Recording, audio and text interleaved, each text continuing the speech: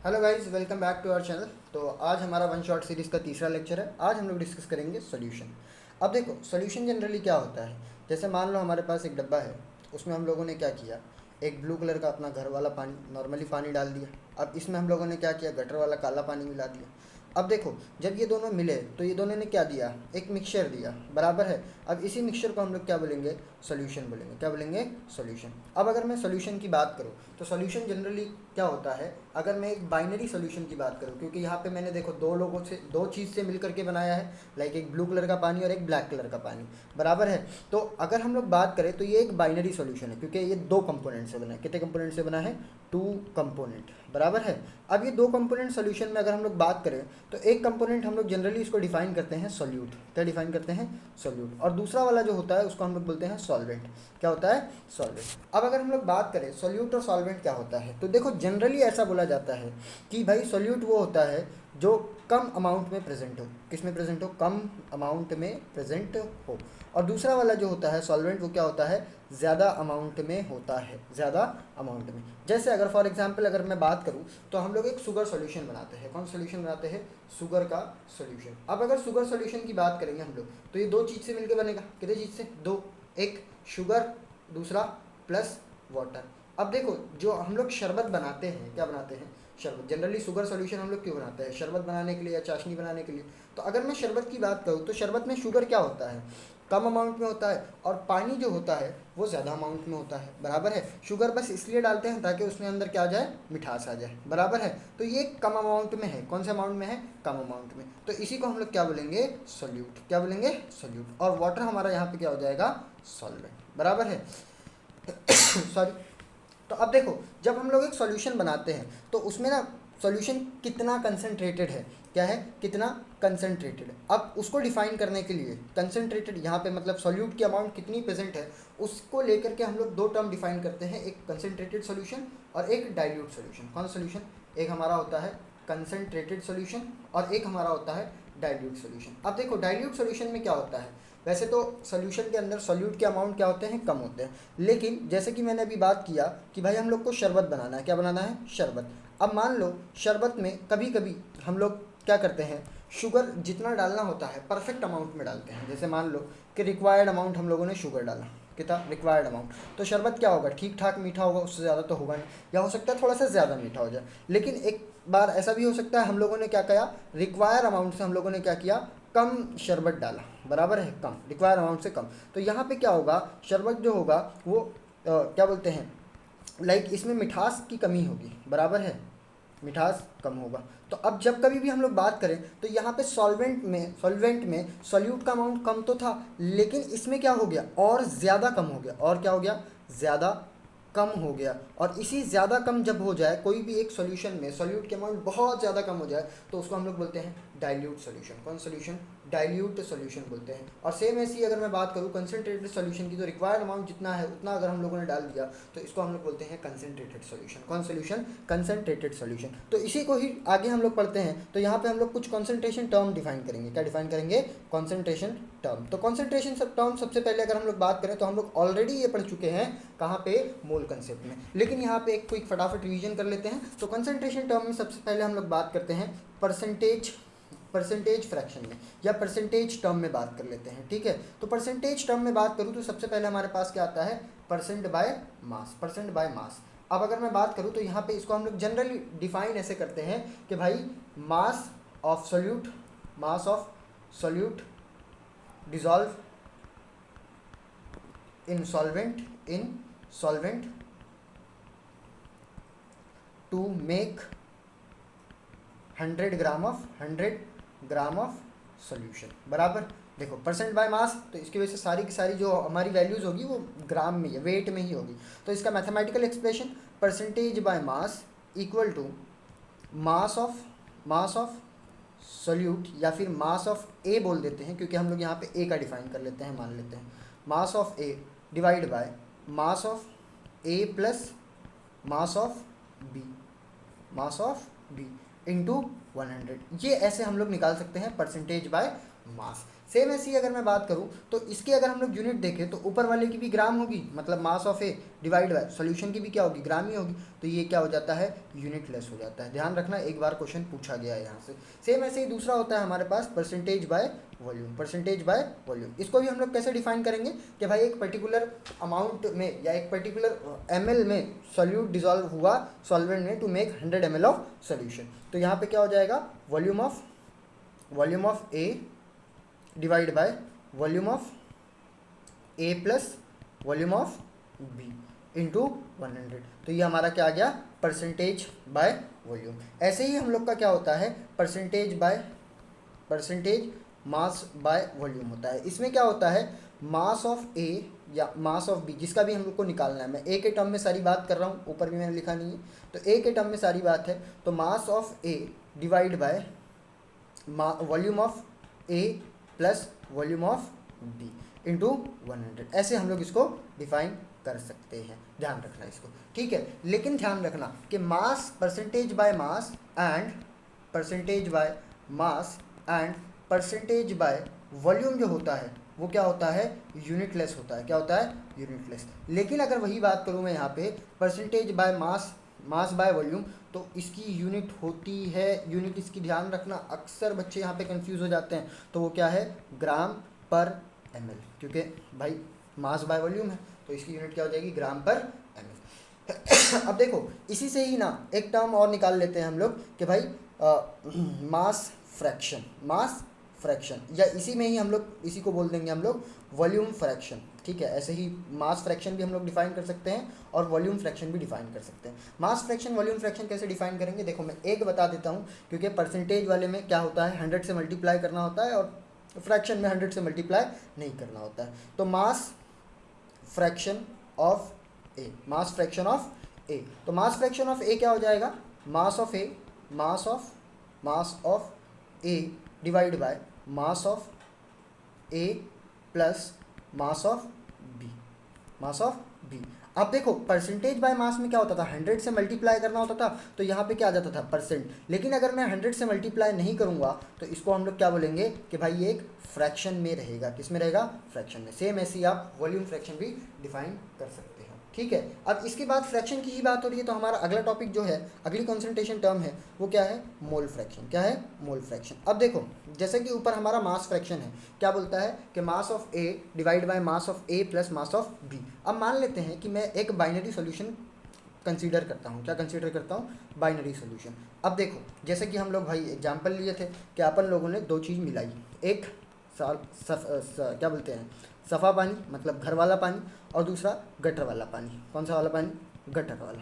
अब देखो यहाँ पे इसमें कुछ ना कुछ घर वाला पानी या कंपोनेंट ए भी होगा और कुछ ना कुछ अमाउंट में कंपोनेंट बी भी होगा। तो अब इसी का ही ना, जैसे हम लोग मास में फ्रैक्शन निकालते थे, तो वैसे ही अब हम लोग को क्या करना है, मोल में फ्रैक्शन निकालना है। भाई मोल हम सबको निकालने आता है। मोल क्या होता है, मोल कैसे हम लोग निकालते हैं, मोल के 3 फॉर्मूले होते हैं, एक मास बाय मोलार मास है ना, और एक क्या होता है, number of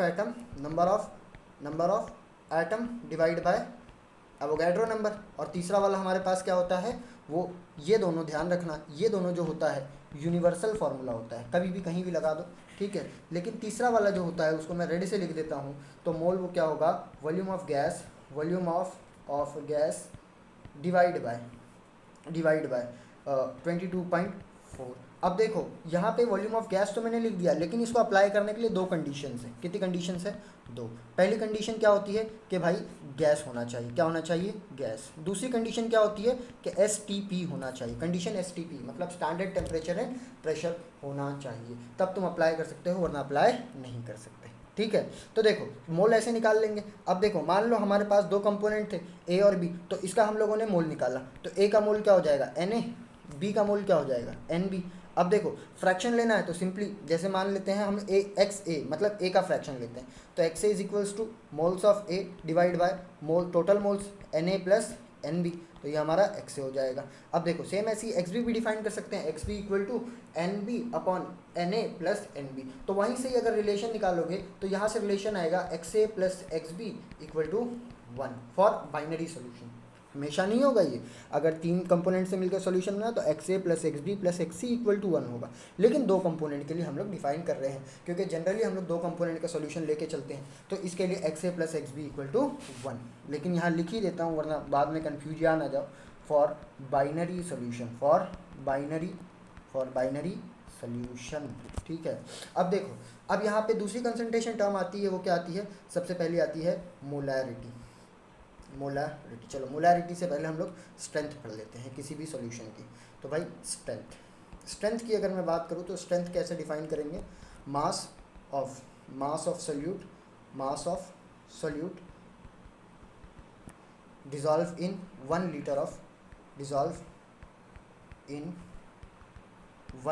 litre of solution, ठीक है। देखो तो स्ट्रेंथ क्या हो जाएगा?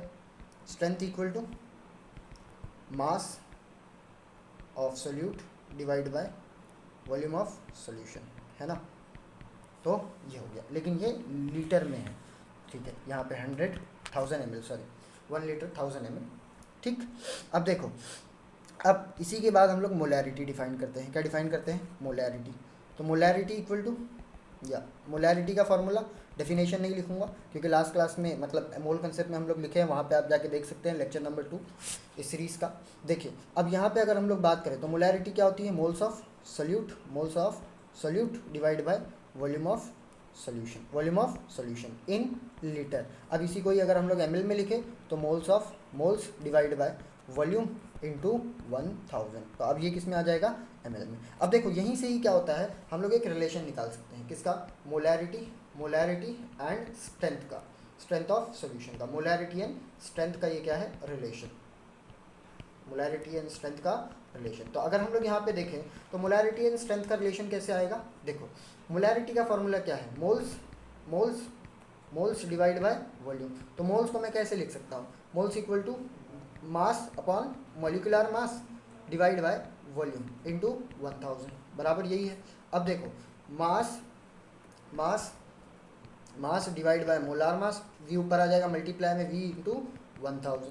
अब देखो ये वाला जो पार्ट है, ये क्या है? स्ट्रेंथ ही तो है। तो इसको मैं ऐसे डिफाइन कर सकता हूँ, molarity equal to strength of solution divide by molar mass of solute. ये ध्यान रखना बस, ठीक है, कि यहाँ सोल्यूट का मोलार मास होता है। सेम ऐसे ही अब देखो मोलैरिटी की बात करूँ तो मोलैरिटी की अगर हम लोग बात करेंगे, सॉरी मोलैलिटी की बात करेंगे तो मोलैलिटी क्या हो जाएगा? Moles of solute dissolving 1 kg of solvent, या मास ऑफ सॉल्वेंट, ठीक है, इन kg। सेम ग्राम में लेके आएंगे, 1000 से मल्टीप्लाई कर देंगे तो ये किसमें है? ग्राम में है, ठीक है। ये ध्यान रखना है अपने को, बस इससे ज़्यादा कुछ नहीं। अब बस एक टर्म बच जाती है जो कि क्या होती है? नॉर्मैलिटी। देखो नॉर्मैलिटी और मोलैरिटी कुछ खास फर्क नहीं, बस इसको डिफाइन कैसे करते हैं? Number of equivalent dissolve in 1 litre of solution. जैसे मोलैरिटी होती है वैसे ही तो देखो नॉर्मैलिटी का फॉर्मूला क्या आ जाएगा? Equivalent divide by volume in litre. Molarity में भी यही होता है। अब इक्विवेलेंट क्या है? तो देखो इक्विवेलेंट ना सेम ऐसे ही मोल्स की तरह हम लोग डिफाइन करते हैं। जब कभी भी एक रिएक्शन डिफाइन करते हैं तो भाई उसमें ना इक्विवेलेंट होता है, मतलब कुछ रिएक्शन में ऐसा होता है, जैसे रेडॉक्स रिएक्शन में अगर बात करें तो वहाँ पे नंबर ऑफ इलेक्ट्रॉन्स आगे पीछे होते हैं। तो वहाँ पे ना जब कभी भी तुम मोल्स लगाओगे तो वो बैलेंस प्रॉपरली कर तो दोगे, लेकिन वो इलेक्ट्रॉन्स की वजह से ना तुम उसका सॉल्यूशन का स्ट्रेंथ वगैरह ये सब निकालने में काफ़ी दिक्कत होती है। तो इस वजह से हम लोग इक्विवेलेंट को ऐसे सब रिएक्शंस को डिफाइन करते हैं जनरली रेडॉक्स के। तो अब इक्विवेलेंट क्या होता है? तो इक्विवेलेंट को हम लोग ऐसे डिफाइन कर सकते हैं, equivalent equal to mass upon equivalent weight. यहाँ पे ग्राम इक्विवेलेंट आता है, ठीक है। Equivalent weight. तो अब देखो इक्विवेलेंट वेट क्या होता है? तो equivalent weight equal to molar mass by n factor. तो जब इसको सॉल्व करोगे तो बस कुछ नहीं आएगा, ये ऐसा आएगा, moles into n factor divide by volume of solution in litre. देखो वही लीटर को कन्वर्ट कर दो ml में, ml में, तो कितने 1000 से मल्टीप्लाई करना पड़ेगा। अब देखो सवाल क्या होता है ना, बच्चे कभी कभी ना अक्सर भूल जाते हैं कि भाई एन फैक्टर को कैसे कैलकुलेट करना है। तो देखो मैं एकदम सिंपल 5 तरीके बता दूंगा, उससे तुम एन फैक्टर को कैलकुलेट कर सकते हो।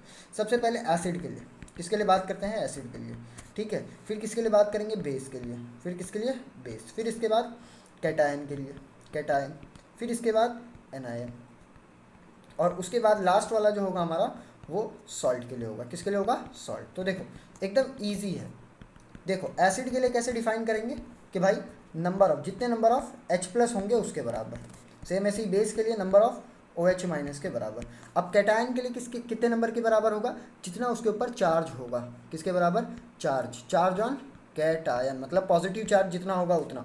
सेम ऐसे ही इसमें क्या होगा, नेगेटिव चार्ज के बराबर। किसके बराबर, नेगेटिव चार्ज। और सॉल्ट में क्या होता है कि भाई जो भी चार्ज है, charge on cation, charge on cation, on cation into charge on anion, जो भी ऐसे हम लोग निकाल लेंगे, जो भी चार्ज हो, इससे हम लोग क्या करेंगे, एन फैक्टर को निकाल लेंगे। ऐसे हम लोग एन फैक्टर को कैलकुलेट कर सकते हैं, ठीक है। अब इसके बाद हम लोग आगे हम लोग बढ़ते हैं, तो कभी कभी ना मिक्सिंग के ऊपर क्वेश्चन आ जाता है।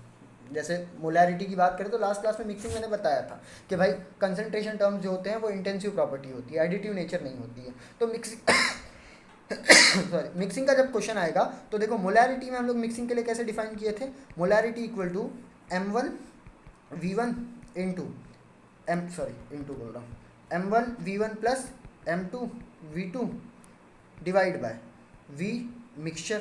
तो ऐसे ही सेम ऐसे ही नॉर्मेलिटी भी हम लोग डिफाइन कर सकते हैं। Normality of mixture equal to normality of one component into volume of one component plus normality of two into volume two divide by volume of mixture. Dilution के लिए भी ऐसे ही होता है। डाइल्यूशन में तो क्या होगा, N1V1 इक्वल टू N2V2, ठीक है। ये हमने को समझ में आ गया, यहाँ तक के क्लियर है।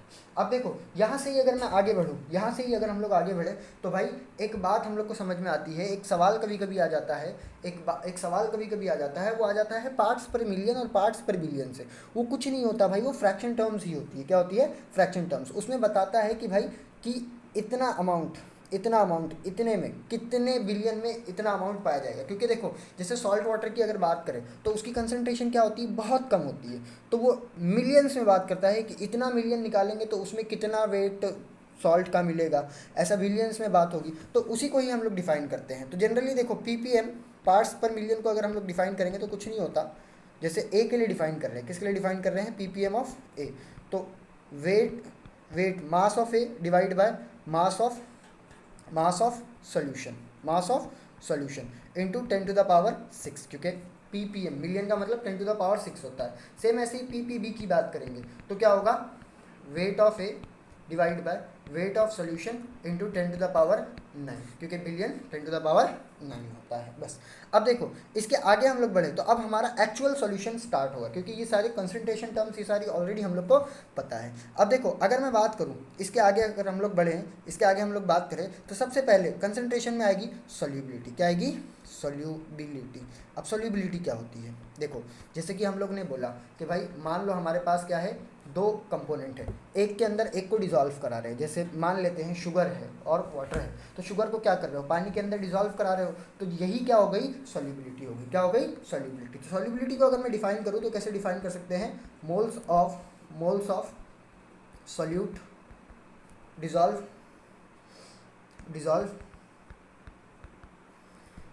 इन गिवन अमाउंट ऑफ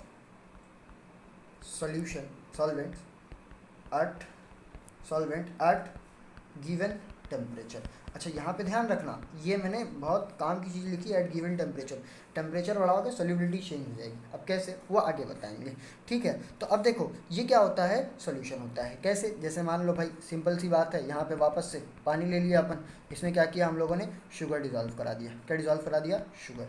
अब देखो यही क्या, शुगर डिज़ोल्व होगा तो शुगर जो यहाँ पे डिज़ोल्व होगा, जो पानी के साथ मिल जाएगा, तो वो उसकी क्या होगी, सॉल्युबिलिटी तो होगी। क्या होगी, सॉल्युबिलिटी। तो अब देखो घर में अगर मान लो शरबत बना रहे हैं तो 3 टाइप से शरबत बनाने में दिक्कत आएगी। तो सॉल्युबिलिटी को ही 3 तरीके से हम लोग शक्कर को डिज़ोल्व करते हैं। कैसे 3 तरीके से, देखो एक बार मान लेते हैं, सॉल्युबिलिटी यहाँ लिख देता हूँ मैं। एक बार मान लेते हैं कि भाई हम लोगों ने सबसे पहले कम अमाउंट शक्कर डाला, कम, रिक्वायर्ड अमाउंट से कम अमाउंट हम लोगों ने शक्कर डाला। दूसरे में क्या होगा कि भाई हम लोगों ने एग्जैक्ट जितना चाहिए था उतना ही डाला, एग्जैक्ट अमाउंट। और तीसरे में क्या होगा कि हम लोगों ने जितना चाहिए था उससे ज़्यादा अमाउंट डाल दिया। क्या कर दिया? ज़्यादा अमाउंट। बराबर है। तो अब देखो इसी बेस पे ना हम लोग 3 टाइप का सॉल्यूशन डिफाइन करते हैं। अगर सॉल्युबिलिटी कम हो, बराबर है, तो उसको बोलते हैं अनसैचुरेटेड सॉल्यूशन। मतलब कि भाई कम अमाउंट अगर तुम लोगों ने डाला है डिजायर्ड अमाउंट से, सॉल्युबिलिटी तो उतनी रहेगी। अगर सॉल्यूट कम अमाउंट में डाला है तो इसको बोलते हैं अनसैचुरेटेड सॉल्यूशन, अनसैचुरेटेड सॉल्यूशन। तो सेम अगर एग्जैक्ट अमाउंट में डालोगे तो उसको क्या बोलेंगे? Saturated solution.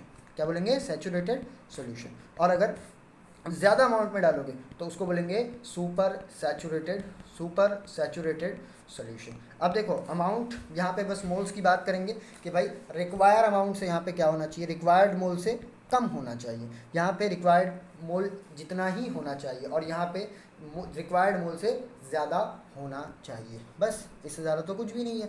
अब देखो इसी में ही हम अपन बात करते हैं कि सॉल्युबिलिटी ऑफ सॉलिड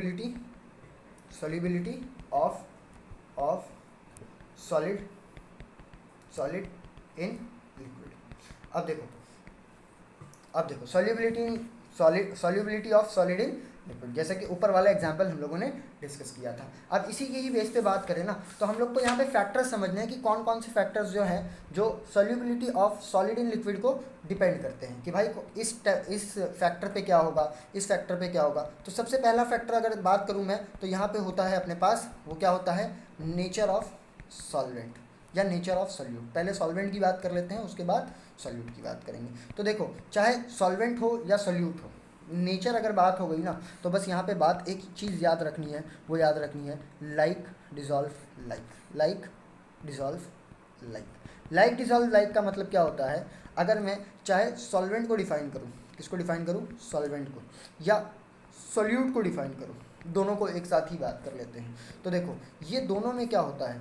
2 तरीके के सॉल्वेंट पाए जाते हैं। देखो 2 तरीके के, मतलब नेचर बात करें अगर इसकी तो 2 तरीके का नेचर यहाँ पे डिफाइन किया जा सकता है। एक होता है पोलर नेचर, कौन सा नेचर? पोलर। और एक होता है नॉन पोलर नेचर का, है ना। जैसे अगर बात करें HCl और H2O, HCl एंड H2O, ये दोनों की अगर तुम बात करो तो ये दोनों क्या है? पोलर है। इसी वजह से HCl को जब वाटर में डिज़ोल्व कराओगे तो वो ईजिली डिज़ोल्व हो जाएगा। लेकिन वही अगर मैं बात करूँ कि भाई एक नॉन पोलर सॉल्यूट ले आओ, एक क्या ले आओ?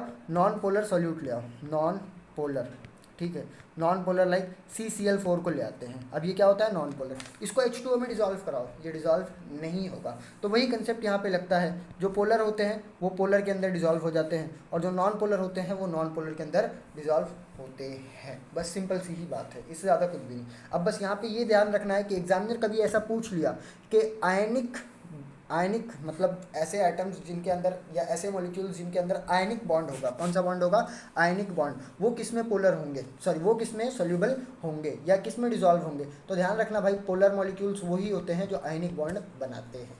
नॉन पोलर की बात करूँ तो यहाँ पे कोवेलेंट बॉन्ड जनरली आते हैं, कोवेलेंट बॉन्ड। लेकिन कोवेलेंट बॉन्ड में भी बात करें तो 2 तरीके के मॉलिक्यूल होते हैं, एक पोलर होता है और एक नॉन पोलर होता है। फजान्स रूल के अकॉर्डिंग 100% कोई भी कोवेलेंट, 100% कोई भी आयनिक नहीं हो सकता, है ना। एक नॉन पोलर और एक पोलर, बराबर है।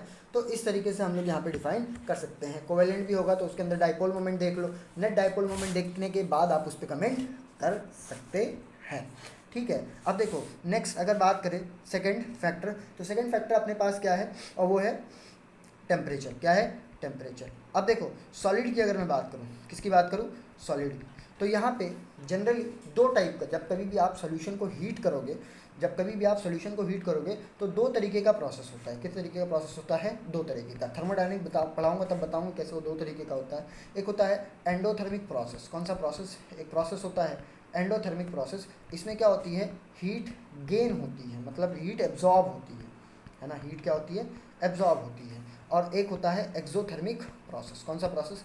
एक्सोथर्मिक। इसमें क्या होता है? हीट जो है वो रिलीज़ होती है, एनर्जी एब्जॉर्ब, हीट नहीं जनरली एनर्जी के टर्म में बोल देते हैं कि एनर्जी यहाँ पे एब्जॉर्ब होगी और यहाँ पे एनर्जी क्या होगी? रिलीज़ होगी, ठीक है। चलो करेक्ट कर देते हैं इसको यहाँ पे इतना ज़्यादा तो पीछे नहीं करना था। एक्सो प्रोसेस, इसको मिटा के लिख देते हैं अपन यहाँ पे एनर्जी, यहाँ पे एनर्जी एब्जॉर्ब होगी और यहाँ पे एनर्जी क्या होगी, रिलीज होगी। ठीक है, एनर्जी क्या होगी, एब्जॉर्ब, और एनर्जी क्या होगी, रिलीज होगी। अब देखो, जब कभी भी एंडोथर्मिक प्रोसेस की अगर बात करेंगे, ऐसा कि भाई जिसमें एनर्जी एब्जॉर्ब होगी, तो उसमें क्या होता है, सॉल्युबिलिटी जो होती है वो डायरेक्टली प्रोपोर्शनल होती है टेम्परेचर को। जितना आप टेम्परेचर बढ़ाते जाओगे उतना ज़्यादा सॉल्युबिलिटी बढ़ते जाएगी। लेकिन वही अगर एक्सोथर्मिक की बात करेंगे जिसमें एनर्जी रिलीज हो रही होगी, तो सॉल्यूशन सॉल्युबिलिटी जो होगी वो इनवर्सली प्रोपोर्शनल होगी टेम्परेचर से। जैसे जैसे आप टेम्परेचर बढ़ाते जाओगे वैसे वैसे सॉल्युबिलिटी कम होती जाएगी। ठीक है, अब देखो फोर्थ की बात करें, किसकी बात करें, थर्ड जो होता है फैक्टर अपना, थर्ड फैक्टर अपना है कि भाई प्रेशर। क्या है, प्रेशर, थर्ड अपना है प्रेशर। और अगर मैं प्रेशर की बात करूं तो देखो, सॉलिड और लिक्विड पे जनरली ये क्या होते हैं, इनकम्प्रेसिबल होते हैं। क्या होते हैं, इनकम्प्रेसिबल। तो भाई pressure has no effect on solubility. लेकिन किसके लिए, सिर्फ और सिर्फ सॉलिड इन लिक्विड। गैस पे ये मत लगा देना भाई, बड़ा मसला हो जाएगा वरना। देखो अब बारी है gas in liquid, solubility of gas in liquid. ठीक है, तो देखो गैस इन लिक्विड की अगर मैं बात करूँ तो सबसे पहला फैक्टर जो आता है वो आता है टेम्परेचर का। किसका, टेम्परेचर। अब देखो टेम्परेचर जैसे ही तुम गैस के लिए बढ़ाओगे ना, यहाँ क्या, टेम्परेचर जैसे ही तुम गैस के लिए बढ़ाओगे वैसे ही इसकी सॉल्युबिलिटी जो होगी वो डिक्रीज करने लगेगी। मतलब सिंपली अगर मैं बोलूँ तो solubility is inversely proportional to temperature. Solubility of gas is inversely proportional to temperature. ठीक है, दूसरा फैक्टर अगर बात करूँ मैं, उनका नेचर, कि भाई नेचर कैसा है। तो नेचर अगर यहाँ पे बहुत ज़्यादा इंट्रामोलिकुलर फोर्सेस अगर उनके अंदर होती है, कौन सी फोर्सेस होती है, इंटरमोलिकुलर फोर्सेस होती है, तो उनकी जो सॉल्युबिलिटी है वो क्या हो जाएगी, बढ़ जाएगी। क्या हो जाएगी, बढ़ जाएगी। अब सर ऐसा कैसे, देखो इंटरमोलिकुलर फोर्सेस है। जैसे अगर मैं मान लेते हैं कि भाई गैस है अपने पास, क्या है, गैस। अब ये गैस में क्या होता है, IMF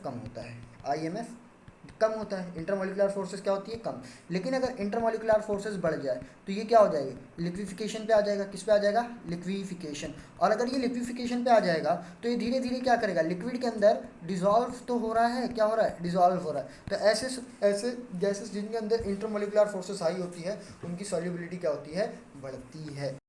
तो देखो अब थर्ड फैक्टर अपना होता है जो कि क्या होता है, प्रेशर। क्या होता है, प्रेशर। कोई भी गैस के लिए अगर बात करें उसकी सॉल्युबिलिटी उसके प्रेशर पे डिपेंड करती है। कैसे, कि भाई solubility is directly proportional to pressure applied on it. यही तुम्हारा क्या है, हेनरीज लॉ है। कौन सा लॉ है, हेनरीज लॉ। ठीक है, हेनरी लॉ। अब देखो हेनरी लॉ सिंपली क्या बताता है कि भाई कोई भी एक लिक्विड है और उसमें गैस को अगर हम लोग डिजॉल्व करें तो जितना ज़्यादा प्रेशर उस पर अप्लाई करोगे तो गैस क्या होगी, लिक्विफाई होती जाएगी। और यही लिक्विफाई होने की वजह से उसकी सॉल्युबिलिटी क्या हो जाएगी, बढ़ जाएगी। इसी को ही अगर मैं in terms of mole fraction की बात करूँ तो मोल फ्रैक्शन के टर्म में ये क्या हो जाएगा, सॉल्युबिलिटी या pressure is equals to KH into X. ठीक है, अब देखो यहाँ से ना दो इंपॉर्टेंट ग्राफ अपने को समझने हैं, वो ग्राफ याद रखना है अपने लोग को। तो पहला इक्वेशन अपने पास क्या है, P is equals to KH into X. अब देखो इसी को ही अगर मैं यहाँ पे +0 लिख दूँ, क्या लिख दूँ, +0, जो कि उसका कोई मतलब नहीं है। तो यहाँ से ये इक्वेशन ऐसी नहीं आ गई, y equal to mx plus C. अब c क्या होता है, इंटरसेप्ट होता है, तो वो 0 है, वो क्या है, 0। तो इसका मतलब अगर मैं यहाँ पे p रख दूँ और यहाँ पे x रख दूँ तो अपनी लाइन कुछ ऐसा पास होगी और जिसका स्लोप जो होगा m जो होगा वो किसके बराबर होगा, KH के बराबर। सेम ऐसे ही अगर मैं x एंड KH का रिलेशन निकालूँ तो x और KH की बात करेंगे तो KH क्या होगा, KH is inversely proportional to x, या सिंपली क्या बोलते हैं, x is inversely proportional to kx, दोनों में से कुछ भी बोल सकते हैं अपन। तो अगर मैं इसका निकालेंगे तो कुछ इस तरीके से डिक्रीजिंग कर्व में आएगा, डिक्रीजिंग में, कि भाई ये डिक्रीज कर रहा है, जैसे जैसे x बढ़ते जाएगा या KH बढ़ते जाएगा वैसे वैसे x क्या होते जाएगा, डिक्रीज करते जाएगा। ठीक है, अब देखो इसी में ही अगर हम लोग आगे बढ़ते हैं तो अब यहाँ पे सबसे इंपॉर्टेंट चीज़ कि भाई हम लोग को पढ़ाया क्यों गया, इसका एप्लीकेशन क्या है, हेनरीज लॉ का। तो इसके कुछ जनरल क्या बोलते हैं एप्लीकेशन है। सबसे पहला एप्लीकेशन से अगर मैं बात करूँगा तो स्कूबा डाइविंग। अब इसमें क्या होता है, इसमें जनरली अगर हम लोग देखेंगे तो जैसे जैसे पानी के अंदर एकदम हाई प्रेशर तक जाते हैं तो वहाँ पे क्या होता है, एयर को ना, एयर में हीलियम डालना होता है ताकि उसका क्या कर सके, उसका प्रेशर मैनेज कर सके, है ना। तो यहाँ पे अगर हम लोग बात करेंगे तो हम लोग को परसेंटेज याद रखना है कि इसमें हीलियम का कितना परसेंटेज होता है, तो हीलियम का इसमें 11.2% होता है। सेम ऐसी अगर मैं बात करूँगा नाइट्रोजन का, तो नाइट्रोजन का इसके अंदर कितना परसेंटेज होता है, वो होता है 56.7। सेम ऐसी अगर मैं बात करूँगा तो बाद में ऑक्सीजन का निकाल लेना, तो ऑक्सीजन का कितना हो जाएगा, ठीक है, ऑक्सीजन का कितना हो जाएगा 32.1। अब देखो इसी में ही अगर मैं बात करूँ तो यहाँ पे अगर हम लोग आगे बात करें तो यहाँ पे इसका दूसरा एप्लीकेशन क्या है, तो इसका दूसरा एप्लीकेशन क्या होता है, एट हाई एल्टीट्यूड। अब अगर हाई एल्टीट्यूड में बात करेंगे तो वहाँ पे एटमॉस्फेरिक प्रेशर क्या होता है, काफ़ी लो होता है, तो वहाँ पे एनॉक्सिया करके एक डिजीज़ होगी, तो जो किसकी वजह से होता है, O2 का जो प्रेशर होता है, मतलब ऑक्सीजन जो लेवल होता है, ऑक्सीजन लेवल काफ़ी कम हो जाता है, क्योंकि एटमॉस्फेरिक प्रेशर वहाँ पे क्या होता है, कम होता है। तीसरा अगर हम लोग बात करें तो भाई सॉफ्ट ड्रिंक आप लोगों ने देखी सॉफ्ट ड्रिंक आप लोगों ने देखी है भाई, वो क्या होता है, कार्बोनेटेड वाटर ही होता है। क्या होता है, कार्बोनेटेड वाटर, मतलब सिंपली CO2 क्या होती है, वाटर के अंदर डिजॉल्व होती है। ये भी क्या होता है, इसका एप्लीकेशन होता है। अब देखो, अब सेम बात करते हैं solubility of liquid in liquid. तो देखो सिंपल, यहाँ पे कुछ नहीं, सबसे पहले हम लोग को रॉल्स लॉ डिफाइन करना है। क्या डिफाइन करना है, रॉल्स लॉ। तो रॉल्स लॉ की अगर मैं बात करूँगा तो रॉल्स लॉ क्या होता है, रॉल्स लॉ सिंपली बताता है कि भाई for a volatile solute, for a volatile liquid, solute बोल लो, लिक्विड बोल, for volatile liquid, vapour pressure of the liquid in the solution is directly proportional to the mole fraction in liquid phase। Simply देखो, अब यहाँ पे कुछ नई term आ गई। जैसे सबसे पहले नई टर्म की बात करेंगे तो वो क्या है, वेपर प्रेशर, वोलेटाइल, ये दो नई टर्म आ गई। देखो वोलेटाइल का मतलब सबसे पहले समझा देता हूँ। मान लेते हैं अपने पास एक कंटेनर है, ठीक है, एक कंटेनर है। अब इस कंटेनर में हम लोगों ने क्या किया है, इस कंटेनर में मैंने क्या किया, पेट्रोल को रख दिया। किसको रख दिया, पेट्रोल को। अब देखो ये पेट्रोल क्या करेगा, धीरे धीरे अपने आप को क्या करेगा, बाहर निकालेगा, क्योंकि उड़ जाएगा भाई। और यही जो उड़ना होता है, जो भी liquid normal temperature and pressure पे क्या करे, अपने आप को वेपराइज करने लगे। क्या करने लगे, वेपराइज। इसको ऐसे लिक्विड को अपन बोलते हैं वोलेटाइल लिक्विड। कौन सा लिक्विड, वोलेटाइल लिक्विड। अब देखो जब कभी भी ये वोलेटाइल लिक्विड होगा तो भाई ये जब गैस में जा रहा होगा तो ये कुछ ना कुछ प्रेशर एक्सर्ट करेगा। क्या एक्सर्ट करेगा, प्रेशर एक्सर्ट करेगा। और इसी प्रेशर को ही हम लोग क्या बोलते हैं कि भाई वेपर प्रेशर। कौन सा प्रेशर, वेपर प्रेशर। सिंपली यहाँ पे ही अगर हम लोग बताएं तो इसी को ही, ये जो प्रेशर यहाँ पे क्या होगा, एक प्रेशर एक्सर्ट होगा। क्या एक्सर्ट होगा, प्रेशर। और इसी प्रेशर को ही हम लोग क्या बोलेंगे बाद में, वेपर प्रेशर। लेकिन ये वेपर प्रेशर एक्सर्ट कहाँ होता है, तो ये वेपर प्रेशर देखो जनरली जब ये छोड़ के जा रहा होगा, यहाँ से छोड़ के जा रहा होगा, और यहाँ से अगर मैं मान लेते हैं इसको मैं बंद कर दूँ तो ये क्या करेगा, ऊपर टकराएगा और वापस लिक्विड की सरफेस पे आएगा। और इसी लिक्विड की सरफेस पे क्या करेगा, प्रेशर अप्लाई करने लगेगा। और ये प्रेशर अप्लाई होगा ताकि ये वापस से क्या हो जाए, लिक्विड में कन्वर्ट हो जाए, या ये वापस से लिक्विड वाले मॉलिक्यूल्स क्या करें, गैसेस में चले जाए। तो इसी वजह से इसको बोलते हैं अपन वेपर प्रेशर। क्या बोलते हैं, वेपर प्रेशर। ठीक है, अब देखो इसी में ही अगर मैं आगे बात करूँ, रॉल्स लॉ की अगर हम लोग लिखें तो रॉल्स लॉ क्या बोल रहा है भाई, pressure is directly proportional to mole fraction. Pressure is directly proportional to mole fraction. मान लेते हैं बाइनरी कंपोनेंट है। कौन सा कंपोनेंट है, बाइनरी। मतलब एक्स ए, मतलब पहले ए के लिए बात कर लेते हैं। किसके लिए बात कर लेते हैं, ए के लिए। तो यहाँ पे क्या हो जाएगा, P A is directly proportional to X A. अब देखो P A is equal to P A not into X A. अब सर पी ए नॉट क्या है, P A is vapour pressure या पार्शियल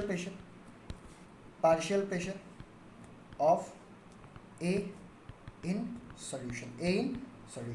पी ए नॉट क्या है, partial pressure of A in pure form, मतलब pure A का partial pressure.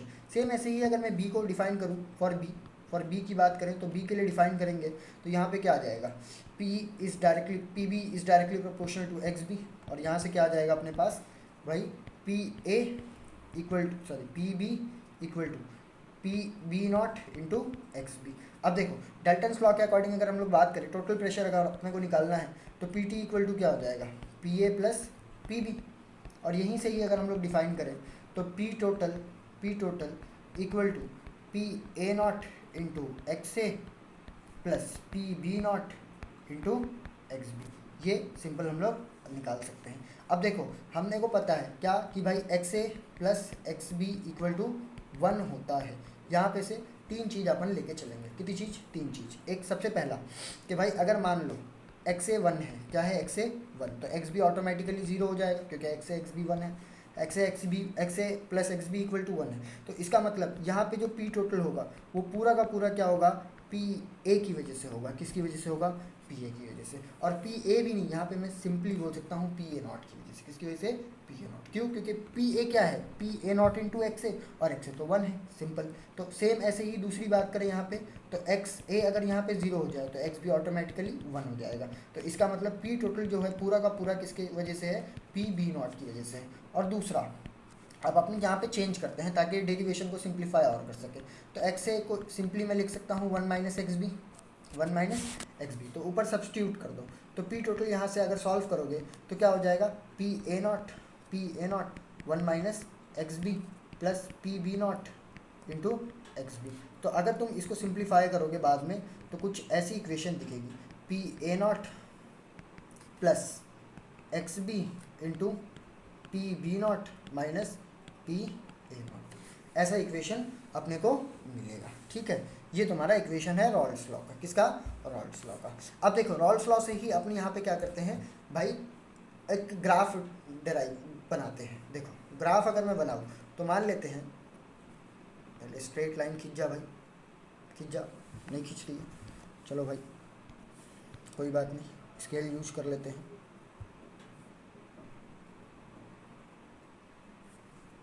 चलो मान लो 92 डिग्री वाली स्ट्रेट है,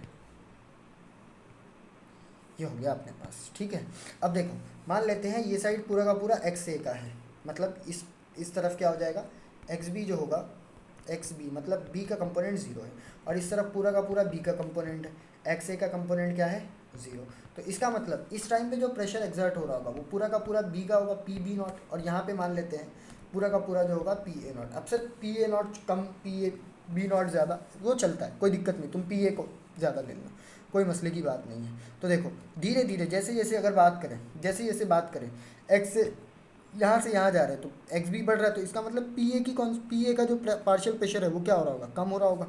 और यहाँ से जैसे जैसे हम लोग जाएंगे, यहाँ पे एक स्ट्रेट लाइन ले लेते हैं अपन। ठीक है, जैसे जैसे हम लोग यहाँ से यहाँ जाएंगे तो पी बी कम होते जाएगा, पी बी कम होते जाएगा जैसे जैसे एक्स से आएगा। तो यहाँ पे ये जो ऊपर वाली लाइन जाएगी ऐसे इन दोनों को कनेक्ट करेंगे, तो इसको बोलते हैं अपन P total, P A plus P B.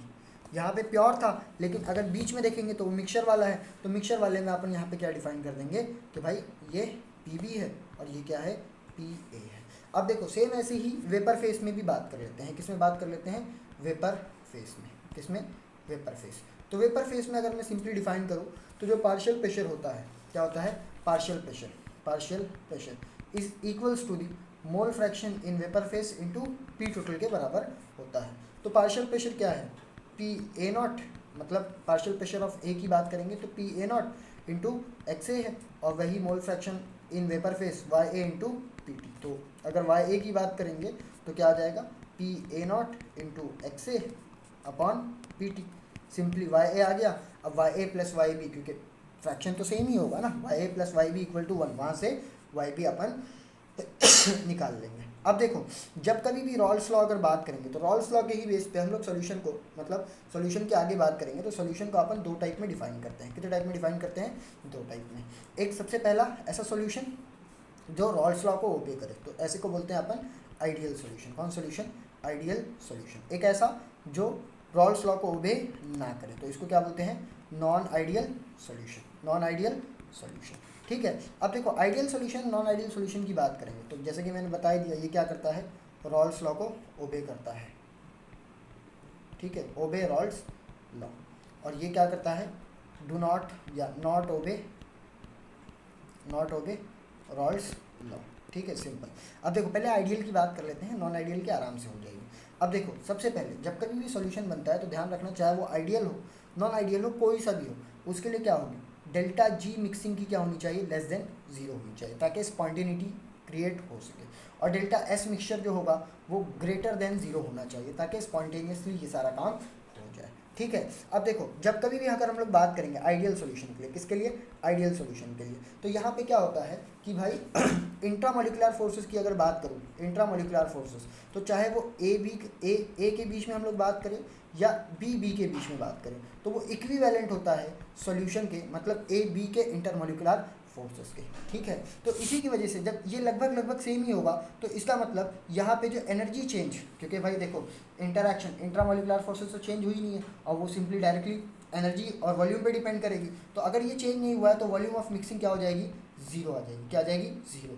ठीक है, सेम इंथैल्पी ऑफ मिक्सिंग और वॉल्यूम ऑफ मिक्सिंग भी दोनों भी क्या होगी, 0 होगी। क्या होगी, 0। अब इसमें जनरली सेम टाइप के सेम नेचर वाले सॉल्यूशंस लिक्विड्स आते हैं। जैसे अगर मैं बात करूँ तो अपने पास सबसे पहला बेंजीन एंड टॉलिन हो गया। क्या हो गया, बेंजीन प्लस टॉलिन। ठीक है, CCl4 प्लस SiCl4। और इसके और भी जो एग्जाम्पल है ना वो NCERT से याद कर लेना। ठीक है, NCERT से। ठीक है, अब देखो नॉन आइडियल सॉल्यूशन की बात करूंगा, तो नॉन आइडियल सॉल्यूशन में भी दो टाइप के होते हैं। कितने टाइप के होते हैं, दो। एक पॉजिटिव डेविएशन वाले, कौन से डेविएशन, पॉजिटिव डेविएशन, और एक नेगेटिव डेविएशन। कौन सा डेविएशन, नेगेटिव डेविएशन। अब देखो पॉजिटिव और नेगेटिव डेविएशन में अगर मैं बात करूंगा तो पॉजिटिव डेविएशन में क्या होता है कि भाई जो पार्शियल प्रेशर होता है ना, पार्शियल प्रेशर वो रॉल्स लॉ को ओबे नहीं करता है, वो ज़्यादा होता है एज PA0 इंटू XA से। ठीक है, सेम ऐसे ही बी के लिए भी PB जो होगा वो ज़्यादा होगा PB0 इंटू XB से। अब देखो यहाँ पे अगर प्रेशर ज़्यादा है तो इंटरमोलिकुलर फोर्सेस की अगर मैं बात करूँ, किसकी बात करूँ, इंटरमोलिकुलर फोर्सेस की, तो ए के बीच में चाहे कंपेयर कर लो या बी के बीच में कंपेयर कर लो, ये जो इंटरमोलिकुलर फोर्सेस होंगी ये क्या होंगी, ये ज़्यादा होंगी एज़ कम्पेयर टू, मतलब सॉरी AB का जो इंटरमोलिकुलर फोर्सेस है वो कम होगा एज़ कम्पेयर टू AA या फिर BB से। अब देखो जब इंटरमोलिकुलर फोर्सेस कम है तो इसका मतलब दूरी ज़्यादा है। अब जब दूरी ज़्यादा होगी तो इसका मतलब वॉल्यूम ऑफ मिक्सिंग क्या होगा, ग्रेटर देन 0 होगा। और इसी की वजह से ही इक्वल लिख दिया, ग्रेटर देन 0 होगा। ठीक है, और इसी की वजह से ही जब यहाँ पे आप डेल्टा H निकालोगे ना मिक्सिंग का, तो ये भी क्या होगा, ग्रेटर देन 0 होगा। सेम ऐसे ही नेगेटिव डेविएशन में बात करें तो पार्शियल प्रेशर जो होगा वो लेस होगा as compare to PA0 into XA से। और इसी की वजह से ही यहाँ पे अगर इंटरमोलिकुलर फोर्सेस की बात करेंगे तो AA और BB दोनों में से किसी का भी कंपेयर कर लेना, वो क्या होगा, कम होगा एज़ कम्पेयर टू AB के। तो इसी की वजह से जब देखो इंटरेक्शन स्ट्रांग होगा तो वॉल्यूम ऑटोमेटिकली वॉल्यूम क्या हो जाएगी, लेस हो जाएगी 0 से, और डेल्टा H भी क्या होगा, लेस हो जाएगा 0 से। ठीक है, अब देखो यहाँ पे ना तीनों का ग्राफ अपने को इंपॉर्टेंटली याद होना चाहिए। तो देखो ग्राफ मैं ऊपर से ही कॉपी कर लेता हूँ ताकि इजीली मैं तुम लोग को, ताकि वापस से ताम झाम ना करना पड़े अपने को। ठीक, कॉपी, देखो एक ही में नहीं दोनों में बता देता हूँ। आइडियल सॉल्यूशन वाला तो सेम यही है, इसमें कुछ नहीं करना। यहाँ पे नॉन आइडियल वाला बस मैं बता देता हूँ। तो देखो सेम ऐसे ही होगा, बस अब देखो इसमें मैं चेंजेस क्या कर रहा हूँ कि यहाँ पे डॉटेड से चेंजेस कर रहा हूँ ताकि तुमको समझ में आए। देखो PB का क्या है, डायरेक्टली नीचे आ रहा था स्ट्रेट एकदम, लेकिन अगर मैं पॉजिटिव डेविएशन को मानूँ, किसको मानूँ, पॉजिटिव डेविएशन को, तो ये क्या होगा, यहाँ से कुछ इस फॉर्म में, सॉरी नेगेटिव बनाने लग गया पॉजिटिव बोल के, तो यहाँ से ये क्या होगा, थोड़ा सा ऊपर से ऐसे कर्व आएगा। सेम ऐसे ही अगर मैं बात करूँगा इस वाले में, तो इस वाले में भी क्या आएगा, थोड़ा सा ऊपर कर्व आएगा, और ये वाला भी क्या होगा, ऊपर, मतलब ऊपर की तरफ शिफ्ट होगा ग्राफ थोड़ा सा। सेम ऐसे ही अगर बात करेंगे नेगेटिव डेविएशन में, तो उसमें क्या होगा, ये नीचे की तरफ से जाएगा, मतलब थोड़ा सा टिल्ट होके, ये वाला भी, और ये वाला भी कहाँ से आएगा, ऐसा नीचे की तरफ से आएगा। तो इसको अपन क्या बोलेंगे, नेगेटिव डेविएशन। क्या बोलेंगे, नेगेटिव डेविएशन। अब देखो यही positive deviation, negative deviation non ideal solution की वजह से ही, मतलब नॉन आइडियल सॉल्यूशन की वजह से ही यहाँ पे एजियोट्रॉप्स आते हैं। क्या आते हैं, क्या बनते हैं, एजियोट्रॉप्स। अब एजियोट्रॉप्स क्या होते हैं, सबसे पहले देखो डेफिनेशन में बताता हूँ। डेफिनेशन की अगर बात करेंगे तो यहाँ पे सिंपली अपन क्या बोल सकते हैं, mixture having same composition, mixture having same composition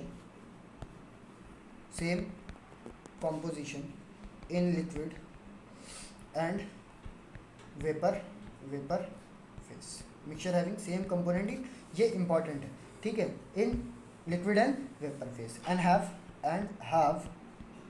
constant boiling point of mixture, boiling point of mixture. ठीक है, अब देखो इसका मतलब क्या है। देखो अगर मैं बात करूँ ऊपर लिक्विड इन लिक्विड में जनरली नॉर्मली बात करें, जो आइडियल सॉल्यूशन होते हैं या जो रॉल्स लॉ को फॉलो करते हैं, उसमें ऐसा देखा गया है ना कि भाई एक्स ए मतलब mole fraction in liquid phase या सेम ऐसे ही mole fraction in vapour phase, ये दोनों सेम नहीं होते हैं। लेकिन अगर मैं एजियोट्रॉप्स की बात करूँ ना, तो इसमें क्या होता है भाई कि एक्स ए और एक्स बी, एक्स ए और एक्स बी ये दोनों सेम होना चाहिए, और ये दोनों सेम होगा तभी ये क्या बनाएंगे, एजियोट्रॉप्स बनाएंगे। क्या बनाएंगे, एजियोट्रॉप्स। ठीक है, अब इसी में ही एजियोट्रॉप्स की ही अगर बात करेंगे तो यहाँ पे इनका बॉइलिंग पॉइंट मिक्सचर का मतलब दोनों कंपोनेंट का वो क्या होगा, सेम होगा। और ऐसे मिक्सचर को ना हम लोग डिस्टिलेशन के थ्रू, डिस्टिलेशन क्या है, सिंपली दो वेपर्स को मतलब बॉइलिंग पॉइंट चेंज करके हम लोग उसको क्या करते हैं, सेपरेट करते हैं। लेकिन इसको डिस्टिलेशन के थ्रू कैन नॉट सेपरेटेड, इसको अपन डिस्टिलेशन के थ्रू सेपरेट नहीं कर सकते हैं एजियोट्रॉप्स की। तो अब देखो एजियोट्रॉप्स में ही अगर मैं बात करूँगा तो दो टाइप होता है, एक होता है max boiling azeotrope, max boiling of azeotropes, और सेम ऐसे ही एक क्या होगा, मिनिमम बॉइलिंग ऑफ एजियोट्रॉप्स। ठीक है, तो देखो मैक्स बॉइलिंग वाला बता देता हूँ, मिनिमम वाला सेम उसका उल्टा ही होगा। तो देखो ऐसा सॉल्यूशन जिसके पास नेगेटिव सॉल्यूशन हैविंग या showing sorry having negative deviation in Raoult's law. ठीक है, negative deviation in ideal solution. ठीक है, रॉल्स लॉ भी नहीं लिखता है अपन। ठीक है, तो सेम मिनिमम बॉइलिंग एजियोट्रॉप्स में क्या होगा, सॉल्यूशन ऐसा जो पॉजिटिव डेविएशन आइडियल सॉल्यूशन में शो करता है। बस अब देखो यहाँ पे अपना ना सॉल्यूशन वाला पार्ट जो हो गया। अब जनरली यहाँ पे अपन क्या शुरू करते हैं, यहाँ पे हम लोग शुरू करते हैं कॉलिगेटिव प्रॉपर्टी। कौन सी प्रॉपर्टी, कॉलिगेटिव प्रॉपर्टीज़। अब देखो कॉलिगेटिव प्रॉपर्टीज़ क्या होती हैं, यहाँ पे अपन ऊपर जितना भी अपन लोगों ने पढ़ा वो पढ़ा कि भाई सॉल्यूशन में सॉल्यूट और सॉल्वेंट दोनों की वजह से। लेकिन अब ये जो ऐसी प्रॉपर्टीज़ होती है ना जो सिर्फ और सिर्फ सॉल्यूट पे डिपेंड करती है, किस पे डिपेंड करती है, सॉल्यूट पे, और वो भी सिर्फ और सिर्फ उसके अमाउंट के ऊपर। किसके ऊपर, अमाउंट के ऊपर। उसका नेचर कैसा है, वो क्या करता है, किस तरीके का पोलैरिटी है, ये सबसे उसको कोई लेना देना नहीं है। वो सिर्फ और सिर्फ मतलब ऐसी properties which depends only on the amount of solute is known as CP। ठीक है, इसको क्या बोलते हैं अपन, CP बोलते हैं। क्या बोलते हैं, CP। अब देखो चार अपने को कॉलिगेटिव प्रॉपर्टीज़ पढ़नी है। सबसे पहली कॉलिगेटिव प्रॉपर्टीज़ अपन हेडिंग डालते हैं। ठीक है, तो सबसे पहली कॉलिगेटिव प्रॉपर्टीज़ क्या है अपने पास, relative lowering in vapour pressure. ठीक है, अब देखो relative lowering in vapour pressure, सबसे पहले मैं समझा देता हूँ कि इसका मतलब क्या है। लोअरिंग इन वेपर प्रेशर समझा देता हूँ, उसके बाद मैं relative lowering in vapour pressure पे लेके आता हूँ। जैसे मान लो, ठीक है, ये अपने पास एक कंटेनर है, इसमें मैंने क्या डाला है, सॉल्वेंट डाला है। क्या डाला है, सॉल्वेंट। अब अपन यहाँ पे क्या ले लिए, एक सॉल्वेंट ले लिए, और ये सॉल्वेंट कैसा है, वोलेटाइल है। क्या है, वोलेटाइल का मतलब क्या होता है कि भाई ये वेपर प्रेशर क्रिएट करेगा। क्या क्रिएट करेगा, वेपर प्रेशर। अब मैंने क्या किया, इसमें बाहर से ना सॉल्यूट डालना चालू किया। क्या डालना चालू किया, सॉल्यूट। मान लेते हैं ऐसे ऐसे थोड़े से सॉल्यूट डाल दिए। क्या डाल दिए, सॉल्यूट।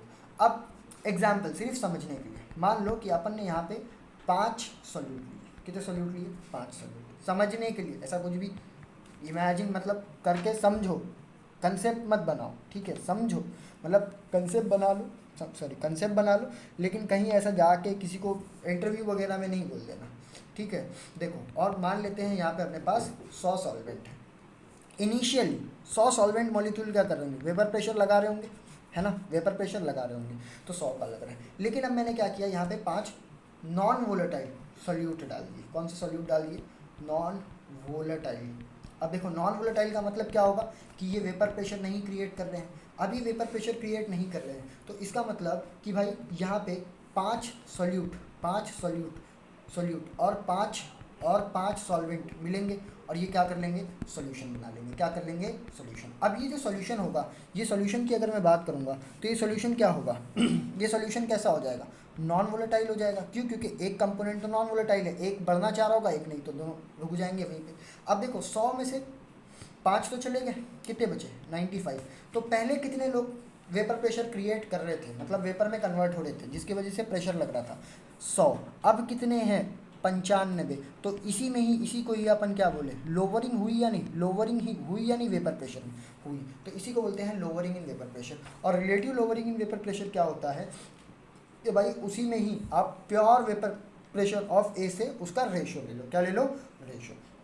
तो उसी को ही अपन क्या बोलेंगे, relative lowering in vapour pressure. Simple, उससे ज़्यादा तो कुछ है नहीं। जैसे तो देखो, अब लोअरिंग इन वेपर प्रेशर क्या होता है, लोअरिंग इन वेपर प्रेशर की अगर मैं बात करूँगा तो वो कैसा है, delta P equal to P A nought minus P A.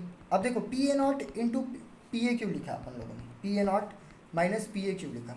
अब देखो पी ए नॉट क्या है, प्योर का, मतलब पहले तो प्योर की वजह से था, अब ये किसकी वजह से आ गया, सॉल्यूशन की वजह से आ गया, तो इसकी वजह से कुछ ना कुछ कम हुआ होगा। अब इसी में ही अगर मैं आगे डिफाइन करूँगा ना, तो आर एल वी पी मतलब रिलेटिव लोअरिंग वेपर प्रेशर कैसे आ जाएगा, वो आ जाएगा delta P nought upon P equal to X B के बराबर। ठीक है, डिराइव नहीं करा रहा हूँ क्योंकि टाइम लगेगा उसमें, तो ध्यान रखना है इसे। इसको क्या बोलते हैं, आर एल वी पी। ध्यान रखना, ये तुम्हारा लोअरिंग इन वेपर प्रेशर है। क्या है, लोअरिंग इन वेपर प्रेशर। और ये कॉलिगेटिव प्रॉपर्टीज़ नहीं है, कॉलिगेटिव प्रॉपर्टी ये है, ये क्या है, कॉलिगेटिव प्रॉपर्टी। ठीक है, अब देखो यहीं से ही अपन आगे बात करें तो अपने पास नेक्स्ट आता है elevation in boiling point. Elevation, elevation in boiling point. Simply समझो, सिंपली समझो, अभी मैंने तुमको समझाया था कि भाई सॉल्यूट के आने की वजह से, इस डब्बे में नॉन वोलेटाइल सॉल्यूट के आने की वजह से वेपर प्रेशर क्या हो रहा है, कम हो रहा है, वेपर प्रेशर क्या हो रहा है, कम हो रहा है। और बॉइलिंग पॉइंट का मतलब क्या होता है कि भाई pressure of any liquid is equals to the atmospheric pressure. तो वेपर प्रेशर जब कम बन रहा है तो इसका मतलब क्या होगा कि बॉइलिंग पॉइंट मतलब उसको एटमॉस्फेरिक प्रेशर तक लेके जाने के लिए हमें और ज़्यादा हीट करना पड़ेगा।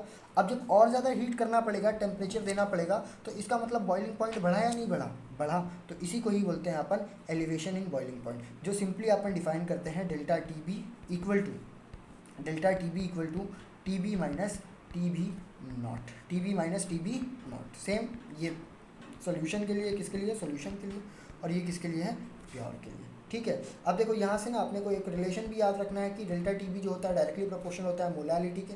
और यहाँ से जब आप पढ़ोगे तो delta T B equal to K into M. अब ये जो के होता है यहाँ पे ये के बी लिखते हैं अपन, इसको क्या लिखते हैं, के बी। और ये जो के बी होता है इसको ध्यान रखना कि भाई इसको बोलते हैं अपन एब्यूलोस्कोपिक कांस्टेंट। क्या बोलते हैं, एब्यूलोस्कोपिक कांस्टेंट। ध्यान रखना, इसको लिख देता हूँ यहाँ पे, इसको क्या बोलते हैं,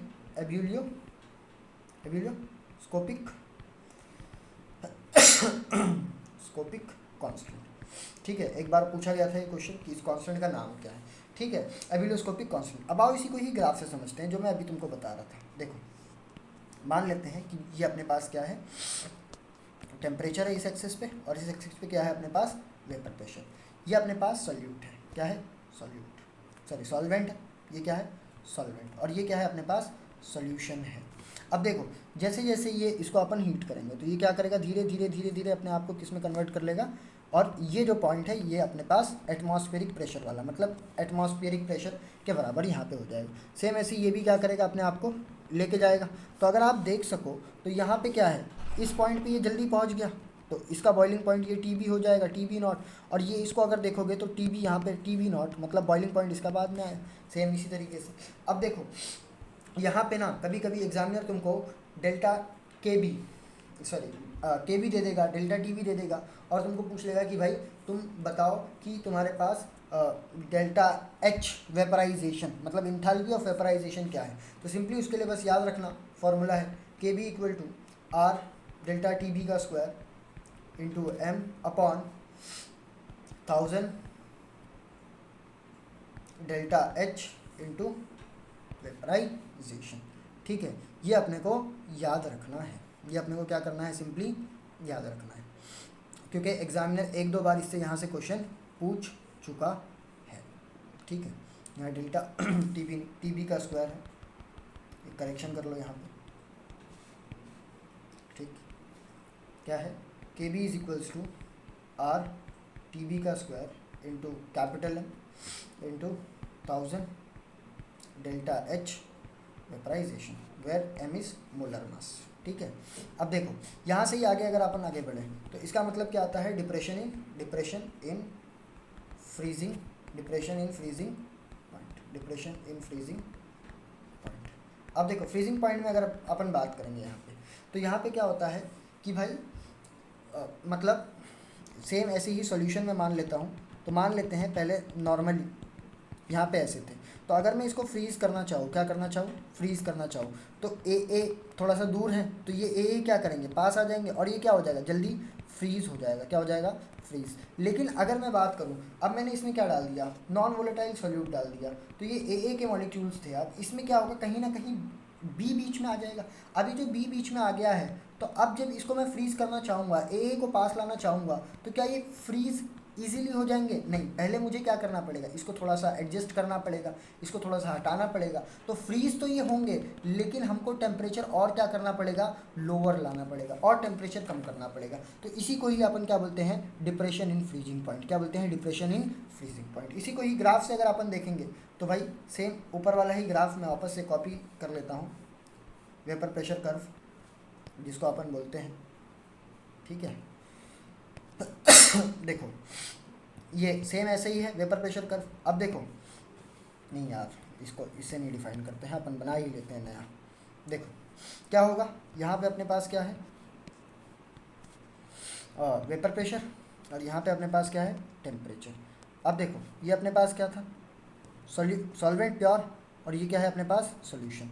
अब देखो यहाँ पे क्या होता है, जब कुछ इस तरीके से अपना ये सॉलिडिफिकेशन स्टार्ट होता है, तो अगर तुम देखोगे ये पॉइंट पे अपना क्या है, सॉलिड लिक्विड इक्विलिब्रियम में है। किसमें है, सॉलिड और लिक्विड इक्विलिब्रियम में। तो यहाँ पे देखो नेगेटिव मतलब कम टेम्परेचर आना पड़ा, और यहाँ पे ये जो सॉल्वेंट है अपना प्योर सॉल्वेंट, वो क्या करने लगा, पहले ही फ्रीज हो गया, पहले ही क्या होने लग गया, फ्रीज होने लग गया। ठीक है, अब देखो यहाँ से ही अपने को एक चीज़ और याद रखनी है कि डेल्टा टी एफ जो होता है, मतलब अब फॉर्मूला याद रखना है simply, delta T F equal to T F nought minus T F, और यहाँ से डेल्टा टी एफ सेम, तो के एफ इंटू एम, और इसको अपन क्या बोलते हैं, कायरोस्कोपिक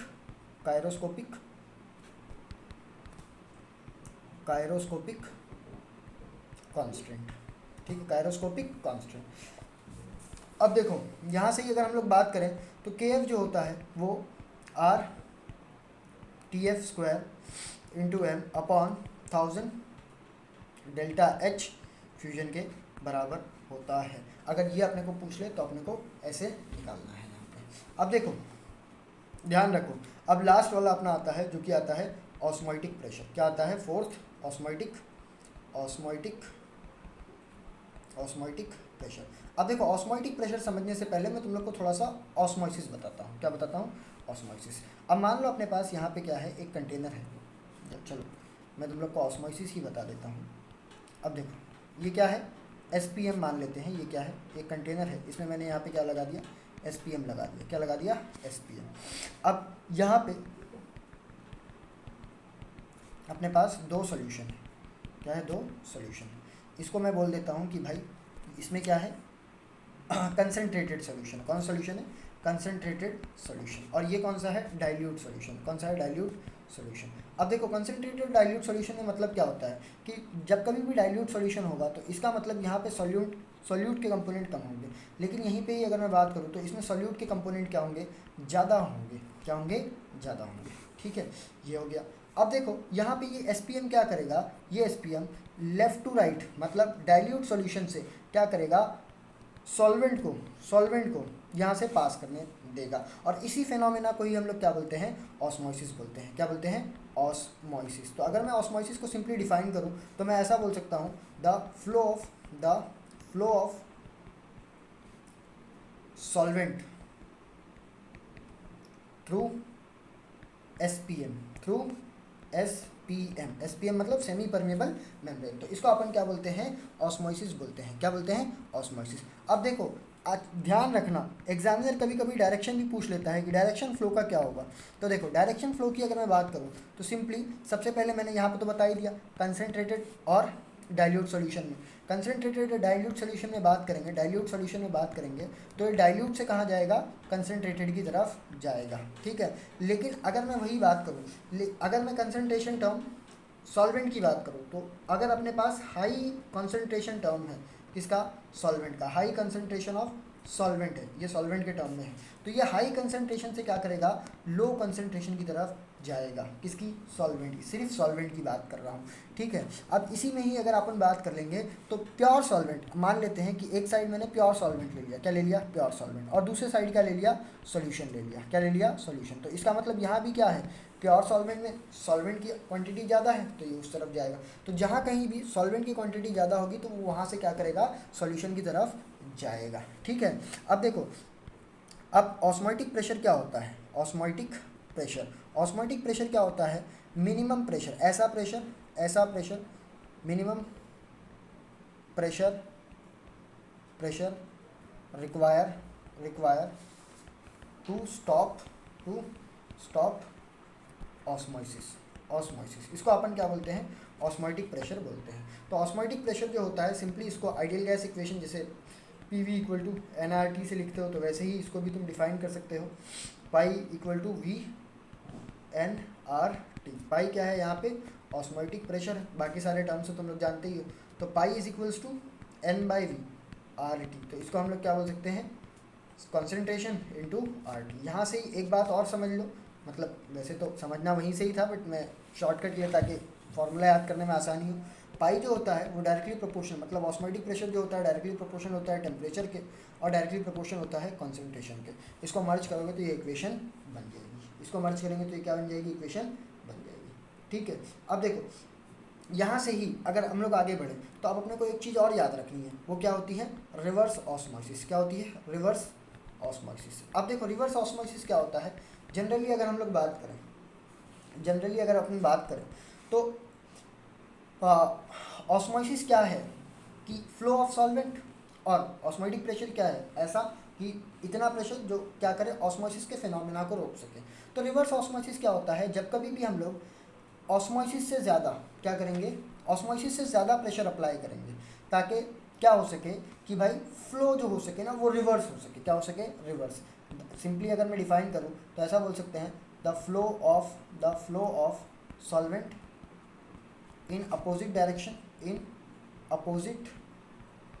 direction of osmosis when the applied pressure is greater than osmotic pressure। तो इसका अपन क्या बोलते हैं, ऑस्मोसिस बोलते हैं, ठीक है, सॉरी रिवर्स ऑस्मोसिस बोलते हैं। अब देखो, ऑस्मोटिक प्रेशर जो होता है ना, बाकी तीनों जो अपनी CP होती है उससे हम लोग ज़्यादा इसको यूज़ करते हैं। अब उसका ज़्यादा यूज़ करने का रीज़न क्या है, सबसे पहला रीज़न, एडवांटेज की अगर बात करूँगा तो सबसे पहला एडवांटेज क्या है, तो सबसे पहला एडवांटेज ये है कि भाई इसमें जो कॉन्सेंट्रेशन टर्म यूज़ होती है ना, वो मोलैरिटी होती है। क्या होती है, मोलैरिटी। सॉल्यूशन की मोलैरिटी जनरली दी होती है, ठीक है, मतलब और इजी भी होता है मोलैरिटी वगैरह कैलकुलेट करना as compare to molarity and all, ठीक है। दूसरा अगर बात करेंगे, यहाँ पे अगर छोटा सा छोटा भी चेंज होता है, मतलब अगर स्मॉल चेंज भी अगर हम लोग यहाँ पे कर दें ऑस्मोटिक प्रेशर में, तो यहाँ पे जो वैल्यू चेंज होता है, मैग्नीट्यूड काफ़ी ज़्यादा लार्ज मैग्नीट्यूड में फ़र्क होता है, ठीक है, लार्ज मैग्नीट्यूड, ठीक है। तो इसकी वजह से भी हम लोग यहाँ पे इसको यूज़ करते हैं, ठीक। अब देखो, ये सारा जो हम लोगों ने पढ़ा ना अभी तक के, मैंने तुमको जो भी CP पढ़ाई है वो पढ़ाई है सिर्फ किसके लिए, नॉन इलेक्ट्रोलाइट के लिए। किसके लिए, नॉन इलेक्ट्रोलाइट। सर ऐसा क्यों, आप अभी बता रहे हो नॉन इलेक्ट्रोलाइट।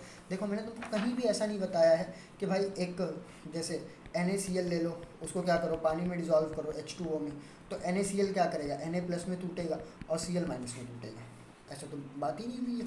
तो देखो, जब कभी भी हम लोग बात करें ना, तो इलेक्ट्रोलाइट अभी तक के जो हम लोगों ने पढ़ा है वो क्या पढ़ा है, इलेक्ट्रोलाइट, जैसे ग्लूकोज, शुगर वगैरह के बारे में मैंने तुमको अभी बताया है। लेकिन जैसे ही तुम क्या करते हो, इसमें NaCl वगैरह जब आता है ना, तो इसमें जो भी कॉलिगेटिव प्रॉपर्टी तुम पढ़ते हो वो कॉलिगेटिव प्रॉपर्टी आती ही नहीं है। मतलब जो भी तुम कैलकुलेट करके लेके जाओगे, बोलोगे नहीं ये ऐसा आना चाहिए था, लेकिन अब ये नहीं आता है। क्यों नहीं आता है, उसका रीज़न ये होता है कि NaCl जब हम लोग कैलकुलेट कर रहे थे तब हम लोग इसको क्या समझ रहे थे कि ये NaCl एक साथ होगा, लेकिन पानी में जाते ही ये क्या करता है, अपने आप को आयंस में डिसोसिएट करने लगता है, जिसके कारण कॉलिगेटिव प्रॉपर्टी जो होती है वो क्या होती है, चेंज होने लगती है। तो यहीं से ही हम लोग डिफाइन करते हैं कि भाई वेंट हॉफ फैक्टर, क्या डिफाइन करते हैं, वेंट हॉफ फैक्टर। तो देखो वेंट हॉफ फैक्टर की अगर मैं बात करूँगा तो सिंपल सी van't Hoff factor van't Hoff factor की अगर मैं बात करूंगा तो वेंट ऑफ फैक्टर में सिंपली ये बताता है कि भाई ये यहाँ से अपन आई निकालते हैं। अब आई क्या होता है, आई जनरली इलेक्ट्रोलाइट के लिए हम लोग बोलते हैं, किसके लिए बोलते हैं, इलेक्ट्रोलाइट, ठीक है। अब देखो आई क्या है, आई क्या है, वेंट ऑफ फैक्टर है। अब इलेक्ट्रोलाइट के लिए भी कैसे हम लोग इसको निकालेंगे, तो देखो इलेक्ट्रोलाइट दो तरीके के होंगे, दो तरीके के, इसका मतलब दो तरीके के मतलब कैसे कि भाई एक इलेक्ट्रोलाइट ऐसे होंगे जो एसोसिएशन शो कर रहे होंगे, क्या शो कर रहे होंगे, एसोसिएशन। एक ऐसे होंगे जो डिसोसिएशन शो कर रहे होंगे, क्या शो कर रहे होंगे, डिसोसिएशन। अब सर एसोसिएशन डिसोसिएशन ये कैसा, जैसे अभी अपन बात की है कि अपने पास क्या है, एक NaCl है, क्या है, NaCl। NaCl में क्या हो रहा होगा, Na और Cl क्या कर रहे होंगे आपस में, Na प्लस और Cl माइनस में टूट रहे होंगे। सेम ऐसे ही अगर मैं बात करूँ यहाँ पे कि अपन एक एसिटिक एसिड लेते हैं, क्या लेते हैं, एसिटिक एसिड, ठीक है। तो एसिटिक एसिड क्या करेगा, यहाँ पे अगर मैं बात करूँ तो यहाँ पे CH3 C double bond O और यहाँ OH है। तो यहाँ पे देखो इसके ऊपर पोलैरिटी जनरेट होगी, नेगेटिव चार्ज और यहाँ पे हाइड्रोजन पे पॉजिटिव। तो ये एसिटिक एसिड का एक मॉलिक्यूल क्या करता है, दूसरे एसिटिक एसिड के मॉलिक्यूल के साथ ही क्या करेगा, अपना बॉन्डिंग करने लग जाएगा, क्या करने लग जाएगा, बॉन्डिंग।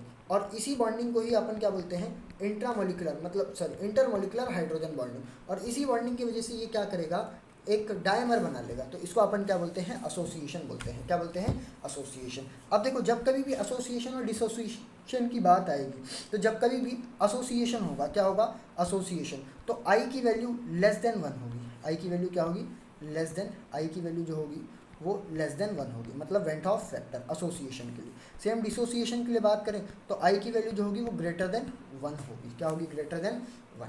अब देखो यहाँ पे इलेक्ट्रोलाइट में एसोसिएशन डिसोसिएशन तो हो गया, लेकिन इसके बाद भी अगर मैं बात करूँ ना तो इलेक्ट्रोलाइट जो होते हैं दो टाइप के होते हैं, कितने टाइप के होते हैं, दो। एक होता है स्ट्रॉन्ग, क्या होगा, स्ट्रॉन्ग। अगर स्ट्रॉन्ग इलेक्ट्रोलाइट है तुम्हारा तो बस ध्यान रखना कि भाई वहाँ पे आई की वैल्यू जो होगी, आई की वैल्यू वो n के बराबर होगी, किसके बराबर होगी, n। अब sir what is n, n जो होता है नंबर ऑफ पार्टिकल के बराबर होगा जिसमें वो डिसोसिएट होगा, क्या होगा, डिसोसिएट होगा। ये डिसोसिएशन के लिए है, किसके लिए है, डिसोसिएशन। लेकिन वही सर अगर एसोसिएशन के लिए बात हो जाए तो I is equals to 1/n होगा, अगर एसोसिएशन के लिए बात हो रही है, किसके लिए बात हो रही है, एसोसिएशन के लिए। लेकिन सर अगर नॉन वीक इलेक्ट्रोलाइट आ गया, क्या आ गया, वीक इलेक्ट्रोलाइट, ठीक है, वीक इलेक्ट्रोलाइट। तो वीक इलेक्ट्रोलाइट जब आएगा तो इसमें क्या होगा, I is equals to, formula derive करना होता है, मैं डायरेक्टली तुमको बता दे रहा हूँ। ये क्या होता है, 1 + n-1 इंटू अल्फ़ा। ये रिलेशन है तुम्हारा I एंड अल्फ़ा के बीच में, किसके बीच में, relation between went Hoff factor and degree of dissociation. Same ऐसी एसोसिएशन के लिए बात करेंगे तो ये n बस कुछ नहीं 1/n हो जाएगा। तो I is equals to 1/n या 1 प्लस उसको 1 + 1/n-1 इंटू अल्फ़ा। किसके लिए है ये, एसोसिएशन के लिए, किसके लिए, एसोसिएशन के लिए। और ये वाला किसके लिए था, डिसएसोसिएशन के लिए, किसके लिए, डिसएसोसिएशन के लिए। तो देखो आई के लिए ना फॉर्मूला कुछ होते हैं, वेंट ऑफ फैक्टर अगर तुम CP के थ्रू अगर तुम निकालना चाहो तो तुम ऐसे भी निकाल सकते हो।